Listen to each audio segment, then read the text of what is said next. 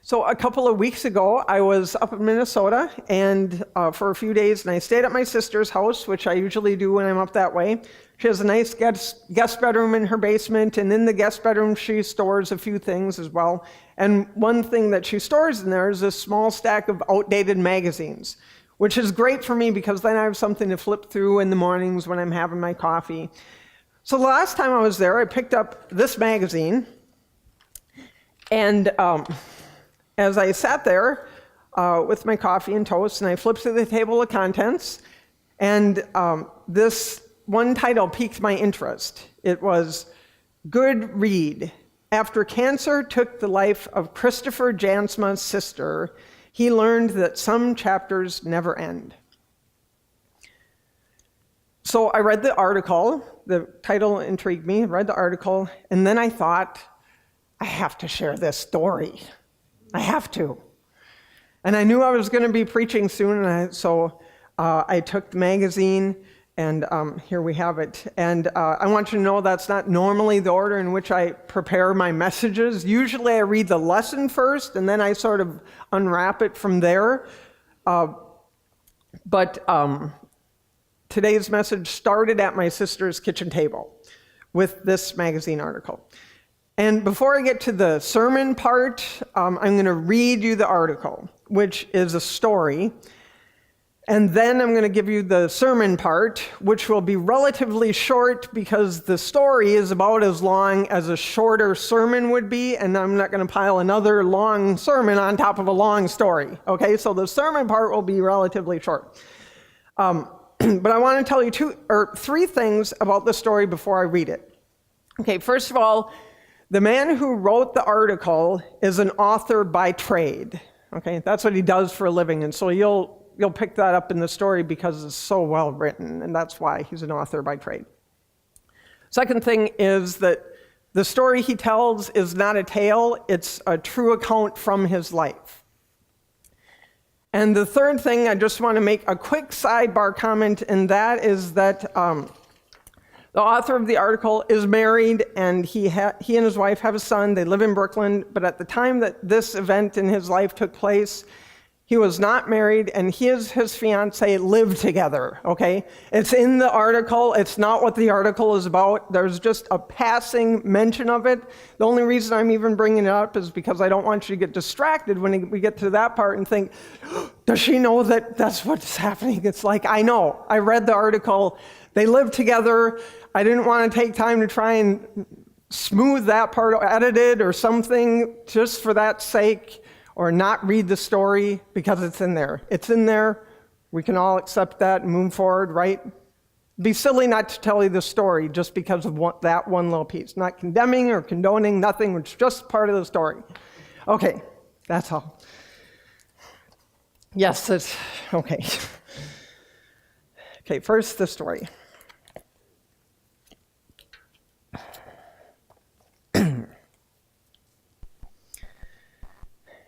When it comes to being a writer, you can't beat death as a way to wrap things up.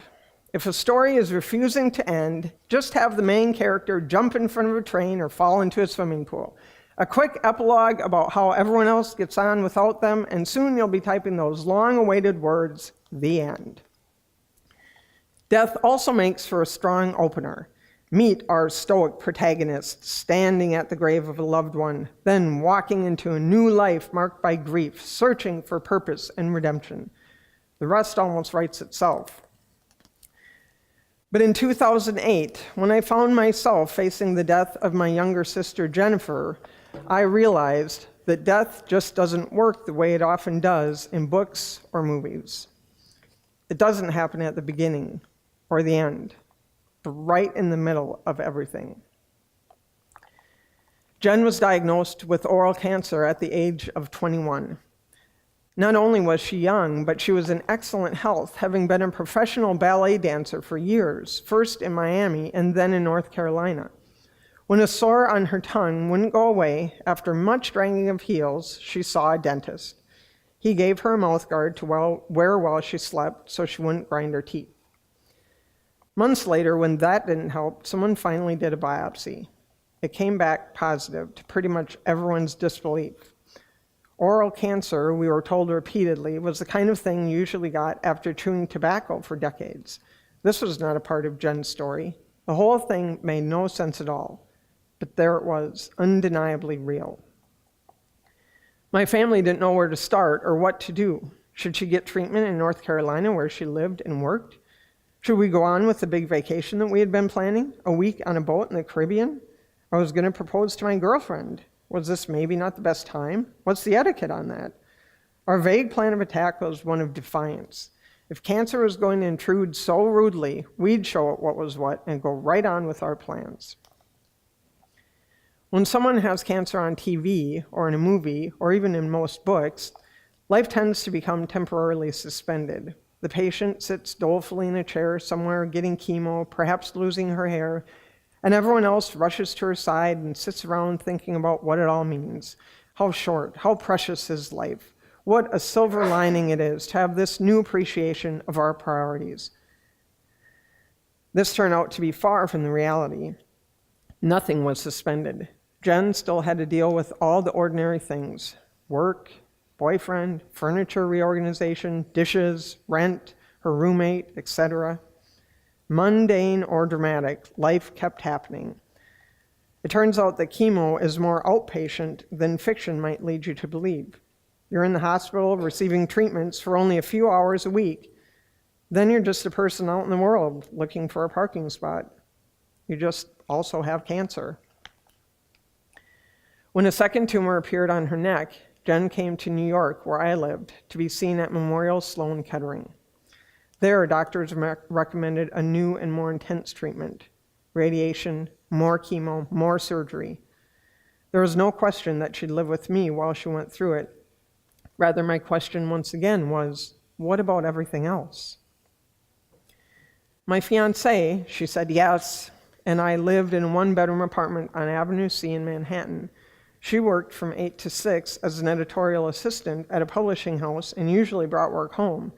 I was an adjunct professor teaching freshman composition at 2 colleges that were 45 minutes from each other. This paid rather badly, so I also fixed computers and printers for doctors' offices part-time. I was 25 years old. We were working around the clock. We were looking for places to get married. We were happy and young and in the prime of our dues-paying years. Now we were also shuttling Jen to treatments, running to the pharmacy to pick up endless medications. We cut and crushed pills, mixed them into nutrient-rich milkshakes, and pumped these into her stomach through a peg tube when her mouth got so sore that she couldn't swallow anything. Then grading, writing, looking for a wedding venue, cooking, teaching, editing, and back to the hospital for something else. We hurtled through the days like 3 coyotes going over a canyon. So long as we didn't stop running, we thought we'd never fall. Ultimately, the treatments couldn't keep up. We couldn't keep up. The cancer moved to her legs and her arms and her lungs. Jen flew down to Florida to be with my parents for the end, and life went on in New York. The spring semester started. We had to renew our lease, buy groceries, send our save-the-date cards out, feed the cat. Doctors' computers kept breaking, and I kept fixing them. Then one day, wrist deep in an endocrinologist's printer, I got a call from my mother saying it was time. We flew down that night and spent the next few days with my little sister at the hospital, where she now needed a machine to help her breathe because the tumor in her lung had grown to the size of a baseball. It had been less than a year since her diagnosis. Now there was nothing left to fight. We had to let her go. And even then, nothing else stopped. There was a funeral to plan, suits to get dry cleaned, dresses to be hemmed, friends and family needed to be picked up from airports, and hotels had to be booked. I had a eulogy to write, but I couldn't forget to brush my teeth. Barely a month into the new year, and we were out of vacation days, so it was right back to it. Was I, at least stoically, beginning a new chapter, seeking redemption or grace? No, I can't say that it seemed that way. My former life hadn't gone anywhere, but for the first time I felt grateful for that, for work, for friends with other problems, for taxes to file, for all the important and unimportant things. With everything still going on, it was a little harder to notice the things that weren't. Emily Dickinson might have gotten closest to it when she wrote the lines, "Because I could not stop for death, he kindly stopped for me." 8 years later, I look back on it all as some kind of blur, like the middle of a novel that I skimmed. People sometimes compliment me on my strength during that time, but I can't recall feeling particularly strong at all. It's more like I was on a kind of autopilot, a fugue state, a survival mode I'd never known myself capable of entering before. There was no long term, no thought, no reflection. I think my brain shut off its recording function to save RAM, because when I look back on those months, I find barely anything in memory. I know it really happened because it's still happening. These days, coping with the loss of my sister is just one more thing on my to-do list. Death changes everything, but unlike what you may have seen or read, it doesn't offer profundities or epiphanies on its own. There's no time for that. It's only later, after the fact, while you're doing something normal, cleaning the litter box or buying stamps, that its power arrives.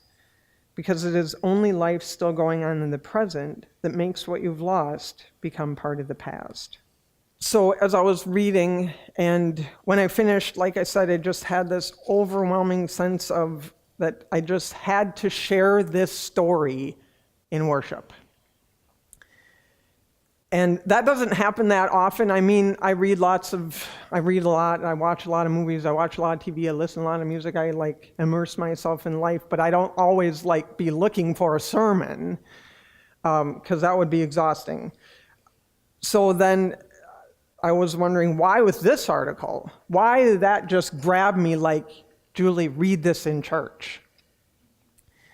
I mean, it's a good story, it's beautiful, and it's articulate, and it's thought-provoking and really engaging, but there was something deeper there that just was share that story.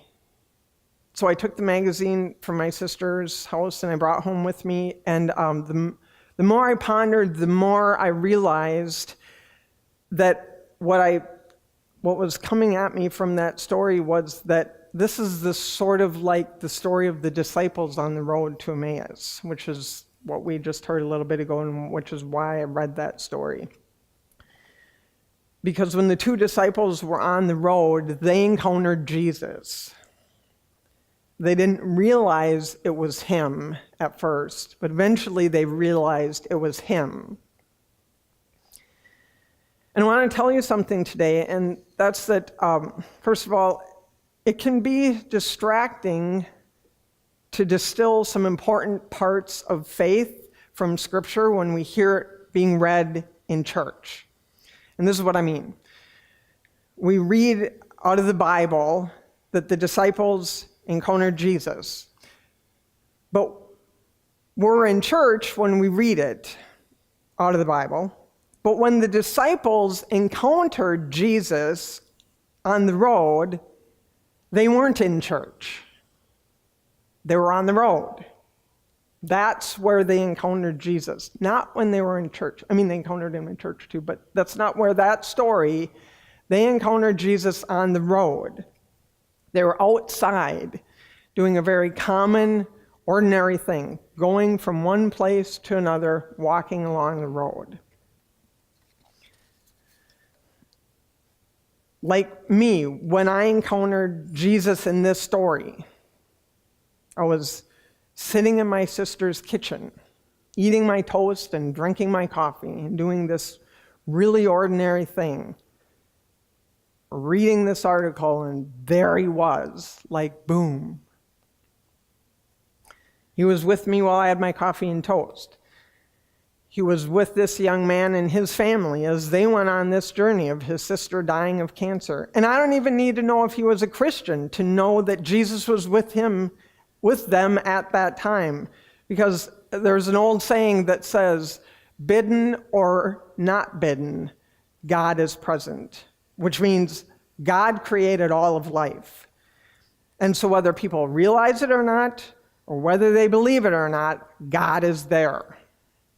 God doesn't come to us when we believe he's there. God comes. He's there. He's everywhere we are. He's here now, but not just because we're in church. He's here because we're here, because God is everywhere. God is with you when you leave. He was with you whatever you were doing before you came here. He's going to be with you tomorrow, wherever you are. You don't have to come here to find God. He's out there.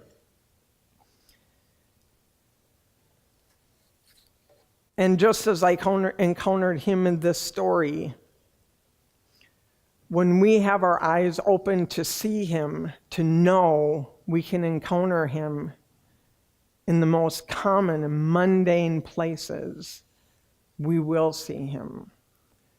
And I'm telling you, you will be so amazed when that happens, when you're just like reading out of a real simple magazine that you can get in the grocery checkout line. It's like, oh my gosh, it's Jesus is here. Amen.